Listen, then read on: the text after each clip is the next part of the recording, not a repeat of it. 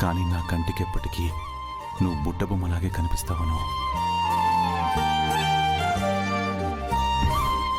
నీ కళ్ళు నాతో ఎన్ని మాటలు చెప్తాయో తెలుసా? నీ కళ్ళలోకి చూస్తూ జీవితాంతం బ్రతికేయచ్చు. సార్,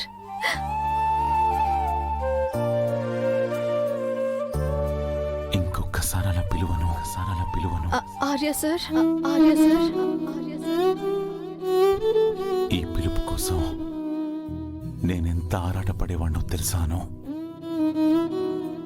నువ్వు ఇలా నిండుగా రెడీ అయితే మహాలక్ష్మిలా ఉంటావను. నిన్ను చూస్తే చాలు అన్ని టెన్షన్స్ మర్చిపోయి ప్రశాంతంగా అనిపిస్తుంది. నిన్ను చాలా మిస్ అయ్యానను.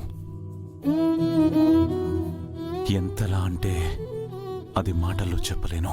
మీలో ఈ జ్ఞాపకాల కోసం నేను ఎన్నో రోజుల నుంచి ఎదురు చూస్తున్నాను సార్. ఈ క్షణం ఇలా నిలిచిపోతే చాలనిపిస్తుంది. శంకర్ గారు ఆర్య సార్ ట్రాన్స్ లో ఉన్నట్టున్నారు సంధ్య. అక్కని అనురాధ గారిలా చూడగానే శంకర్ గారికి గత జన్మ జ్ఞాపకాలు గుర్తొచ్చుంటాయి.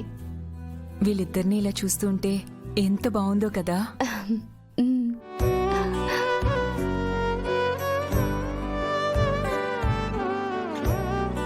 ఇప్పుడే వస్తాను. జెండే సార్, అక్క అనురాధ గారిలాగా రెడీ అయ్యేసరికి శంకర్ గారికి గతం గుర్తొచ్చి ఆర్య సార్ లాగా మాట్లాడుతున్నారు. పద చూద్దాం.